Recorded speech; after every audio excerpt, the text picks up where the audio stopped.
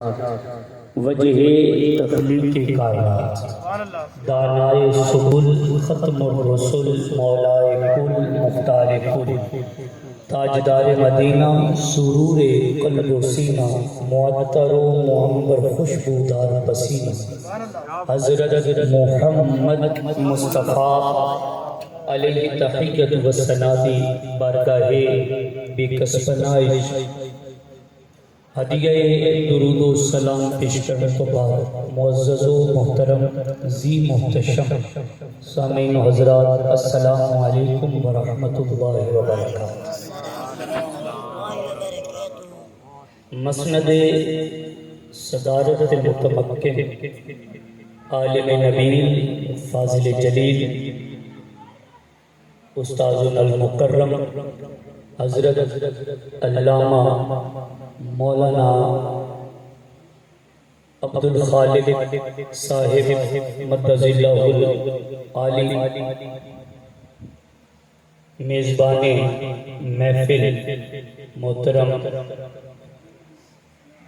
حسن نواز صاحب، محترم قاری محمد ہاشم نوری صاحب، تمام ثنا خانان گرامی قدر، جناب نقیب محفل صاحب تے سامعین حضرات، آپ دی اس گاؤں دے وچ میری خوش بختی یہ ہے کہ دوسری حاضری ہے تے دوویں حاضریاں میریاں جامعہ غوثیہ سلطانیہ نور القرآن دے وچ اللہ تبارک و تعالیٰ دے حکم نال یہ دوسری حاضری بھی اس ادارے دے وچ ہے۔ جدوں یہ ادارہ شروع ہویا ادوں میں مینوں بھائی عبد الخالق صاحب نے حکم فرمایا، میں حاضر ہویا۔ اج بھی آپ احباب دی خدمت وچ حاضر ہے۔ ایک آیے کریمہ میں تلاوت کرنے کا شرف حاصل کیتا ہے،